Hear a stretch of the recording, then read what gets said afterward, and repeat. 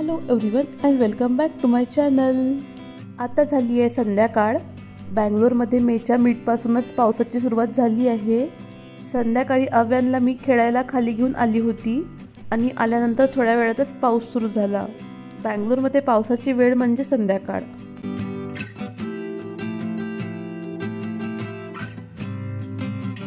आणि आज संध्याकाळीच्या स्वयंपाकामध्ये आहे बीटरूट पराठा आणि बीटरूट कटलेट आणि पराठा बनवण्यासाठी इथे मी सर्व तयारी करून ठेवली आहे।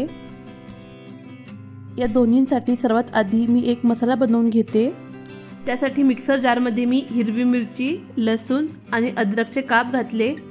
त्यानंतर शोप, थोडासा ओवा, जिरं हे सर्व छान मी वाटून घेते। बीटरूट कटलेटला बाइंडिंग करण्यासाठी इथे मी 4 बॉइल्ड बटाटे मॅश करून घेते आहे। त्यानंतर यामध्ये घालणार आहे आपण किसलेला बीटरूट। त्यानंतर यामध्ये जाईल बारीक चिरलेला कांदा, बारीक चिरलेला कोथिंबीर आणि आपण जो मसाला बनवला होता त्यातला अर्धा मसाला मी यामध्ये घालते आहे। त्यानंतर यामध्ये थोडंसं तिखट, थोडासा गरम मसाला, हळद, जिरे पावडर, धने पावडर आणि थोडंसं कॉर्नफ्लोअर, त्यानंतर चवीनुसार मीठ। आता हे सर्व मिक्स करून याचे गोळे बनवून घेते।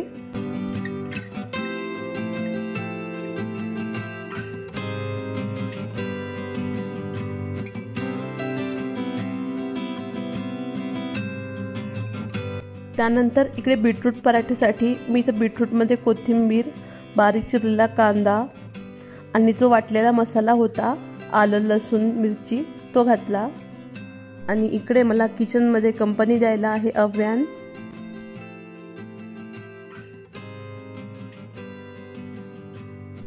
त्यानंतर यामध्ये जाणार आहे गव्हाचं पीठ, चवीनुसार मीठ।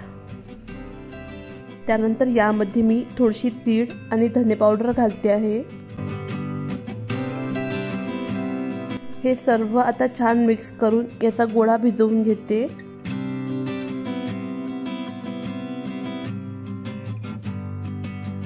त्यानंतर तव्यावरती थोडंसं तेल घालून हे जे बीटरूटचे कटलेट बनवायचे होते ते यावरती ठेवते।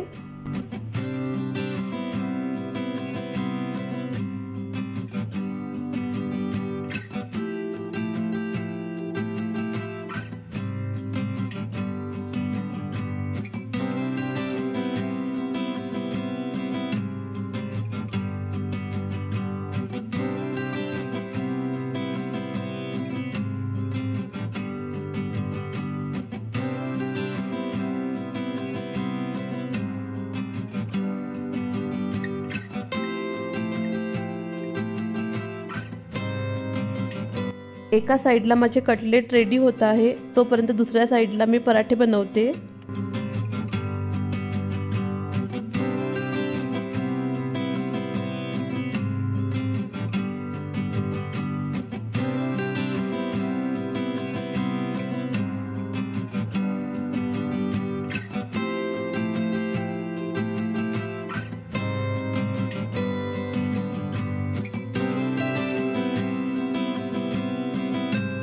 पराठे भाजताना त्यावरती मी तूप घालते, यामुळे पराठ्यांना छान टेस्ट येते।